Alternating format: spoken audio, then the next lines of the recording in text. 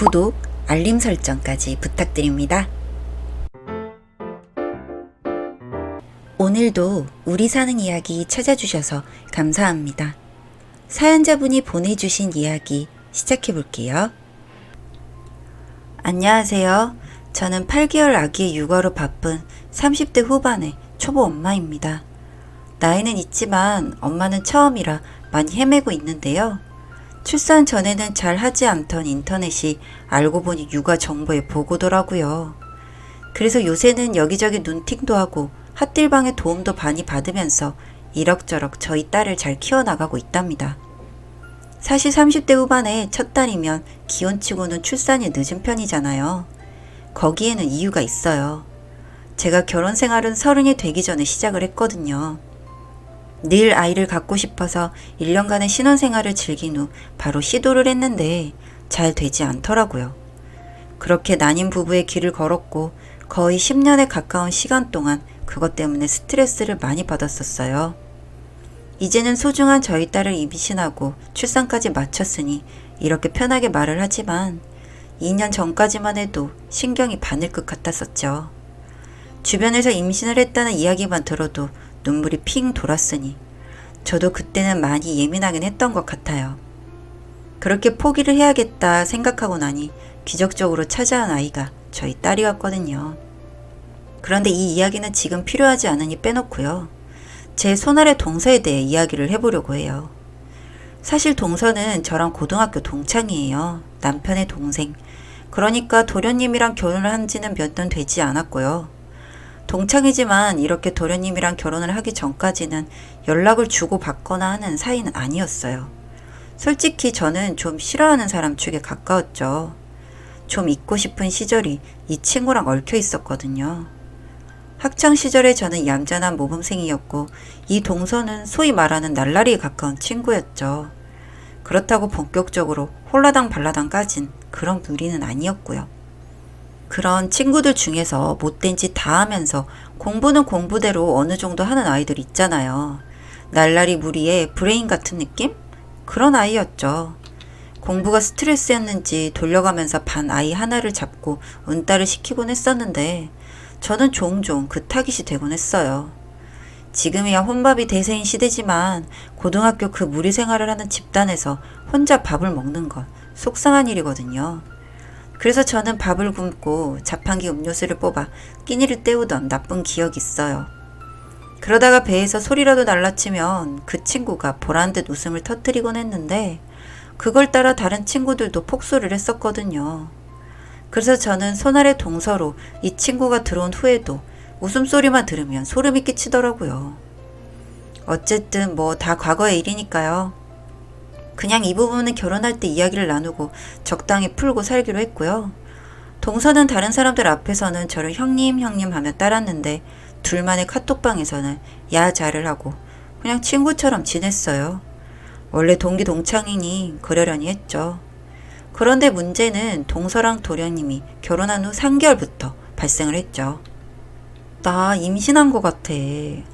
축하해. 결혼하고 1년도 안 됐는데 복덩이네. 고마워.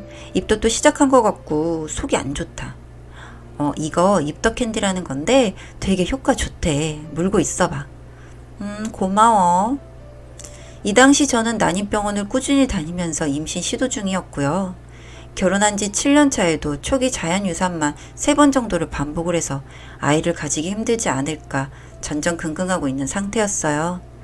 이 와중에 동서가 임태기 사진을 보내면서 임신을 했다니 내색은 안 하려고 했지만 하늘이 무너지는 기분이더라고요. 그래도 임산부에게 뭐라고 할 수가 있나요? 축하한다고 인사하고 설문까지 보냈죠. 그냥 모르는 척 있다 보면 마음이 가라앉을 거라고 생각했어요. 그런데 이날부터 동서가 하루가 멀다 하고 톡을 보내더라고요. 오늘 초음파 보고 왔어. 아들이래. 튼튼한 왕자님이구나. 입덧이 안 가라앉아서 죽겠다. 너 예전에 집들이 했을 때 해줬던 초기국수 해줄 수 있어? 우리 튼튼이가 먹고 싶다고 하네? 저는 임신이 안 돼서 유명 한의원에서 약까지 지어 먹고 있던 상황이었거든요. 그런데 이렇게 동서의 임신 뒷바라지를 하고 있으니 속이 터졌죠. 그래도 저는 이게 못난 제 탓이라고 생각을 했어요. 열등감이 사람을 이렇게 추하게 만드는구나 했죠. 초기국수요? 만들어서 갖다 바쳤습니다. 그렇게 입덧이 심하다는 애가 먹어보라 소리도 없이 쏠랑받아 잘도 먹더라고요. 그렇게 병원에 갈 때마다 초음파 사진이며 영상이며 나중에 조리원비까지 반을 내주고 그렇게 출산까지 잘 봤어요. 그런데 점점 요구가 심해지더라고요. 갓난아기를 키우면 힘든 게 사실이지만 제가 집이 가깝고 아이가 없다는 이유로 자꾸 집안일을 도와달라고 하는 거예요. 그래서 전화로 한 소리를 하기도 했죠. 저기 나 있잖아. 너도 알겠지만 결혼하고 거의 8년이 지났는데 임신이 안 되고 있거든? 응, 그래서? 동서가 집안일 도와달라고 하는 날 나 병원에 배주사 맞으러도 가야 하고. 맞고 와서 놀러 오면 되는 거 아니야? 맞으면 나도 누워있어야지. 쉬어야 한다는데. 수진이 너도 진짜 유난이다. 넌 어쩜 변하는 게 없어? 집에 애가 있으면 좀 도와줄 수도 있고 그런 거 아니야? 어? 학교 다닐 때도 공부한다고 그렇게 유난을 떨어서 애들이 다 너 싫어한 거 아니야. 갑자기 이야기가 희한한 방향으로 튀는 것 같았는데 얘는 그래도 손윗사람인 나를 직고봉으로 알았구나 싶더라고요. 그래서 더 듣기가 싫어서 그랬죠. 동서, 지금 내가 그래도 손윗사람인데 그렇게 이야기를 하면 안 되지. 그리고 집에 문제가 있으면 다들 도와줘야 하는 건 내 얘기도 되는 거 아니야? 임신하고 싶어서 병원 다니고 한약 먹는 거 알면서 어쩜 지 종처럼 부려먹으려고 오라가라 말을 할 수가 있어? 아니 형님, 말이야 맞는 말이죠. 저는 다 형님 잘 되라고 하는 말씀이에요. 동서는 재수없게 웃음을 섞어가며 비꼬든 말을 하더라고요. 아니 결혼하고 7, 8년이 되도록 아이가 안 생겼으면 형님이 예민하고 그래서 그런 거 아니에요? 우리 애도 보고 맘도 유하게 갖고 착하게 살면 좋은 소식 들릴까 해서 다 잘 되라고 하는 거지. 말이야 맞는 말이죠. 맨날 아기 보고 좋은 소식 듣고 하다 보면 형님도 덩달아서 좋아지지 않겠어요? 와, 말이야 방구야 싶다가도 얼굴에 바짝 열이 오르더라고요. 지금 같아서는 찾아가서 뒤집어 놓았을 텐데 그때는 희한하게 열등감이 있어 이게 또 내 탓이겠거니 하고 꾹꾹 참았던 것 같아요. 바보같이 말도 못했고요. 그냥 차단을 했는데 동서도 웃긴 게 연락이 없더라고요. 그리고 조금 더 시도하다 그냥 임신도 포기를 했죠. 마음을 편하게 먹으니 좋더라고요. 근 10년 노력을 했으면 이제 되었다 싶었죠. 그런데 정말 신기하더라고요. 마음 딱 버리고 2달 만에 자연임신에 성공했어요. 임신 기간에 이벤트가 2번 있었지만 아이를 지켜내는 데는 성공했고 저희 딸을 무사히 출산했어요. 정말 행복했죠. 임신 후 출산 사이에도 명절이 2번 있었지만 그냥 동서랑도 대면대면 이야기를 나눴던 것 같네요. 솔직히 그때는 동서가 밉단 생각도 안 들더라고요. 저희 아기와 남편에만 정신이 팔려서요.